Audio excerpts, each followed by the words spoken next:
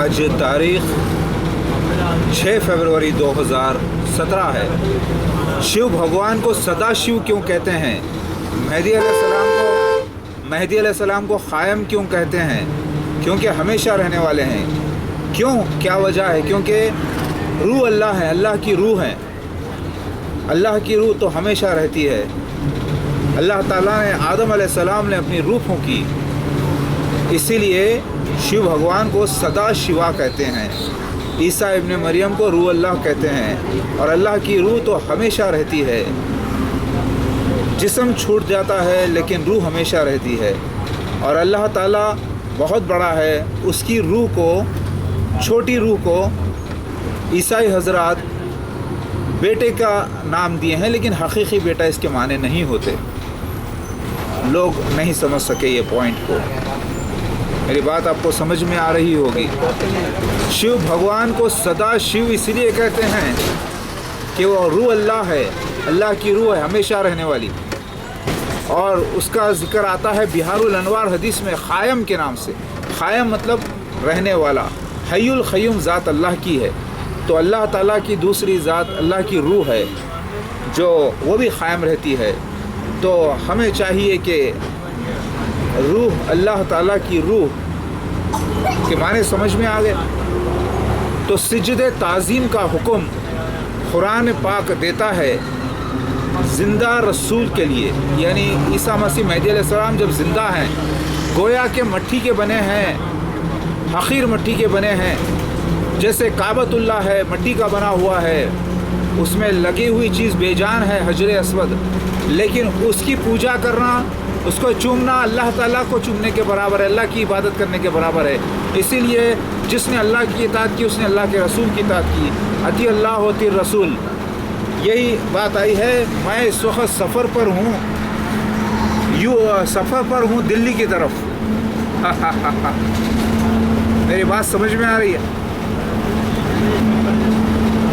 तो रूह अल्लाह, ईसा इब्न मरियम को रूह अल्लाह कहा गया।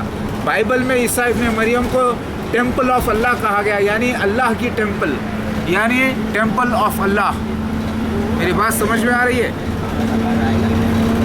इसका डिस्क्रिप्शन भी पढ़ लेना।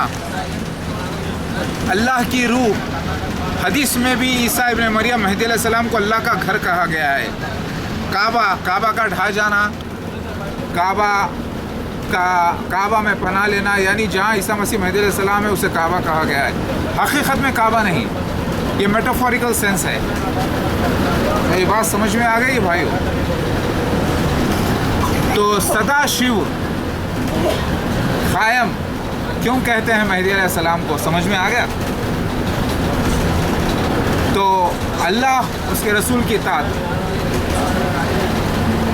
माता पिता, परम पिता शिवा और दुर्गा, यानी मेहदी अलैहिस्सलाम और उनकी अहलिया, जो नव दुर्गा का रूप है। इसी वजह से काबतुल्लाह के अंदर जो आत्मा लिंगम लगाया गया है उसे अल्लाह का नाम दिया गया था। लेकिन शिर्क हराम है इस्लाम में।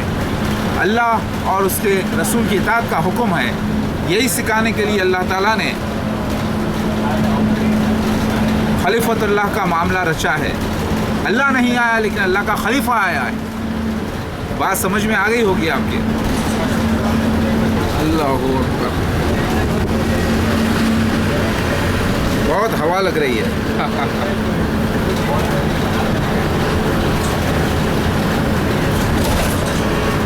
सुभान अल्लाह व बिहम्दिही सुभान अल्लाह अज़ीम, ला इलाहा इल्लल्लाह मुहम्मद रसूलुल्लाह।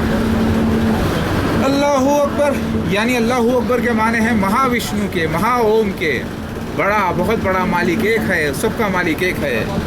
ला इलाहा इल्लल्लाह, और अल्लाह के आखिरी नबी मोहम्मद मुस्तफ़ा सल्लल्लाहु अलैहि वसल्लम है। मेरी बात समझ में आई है? सिजदे ताज़ीम का हुक्म है कुरान पाक में, सूरह यूसुफ में। तो शिर्क का हुक्म नहीं। आदम अलैहिस्सलाम को सिजदा किए फरिश्ते, तो अल्लाह शिर्क का हुक्म नहीं देता।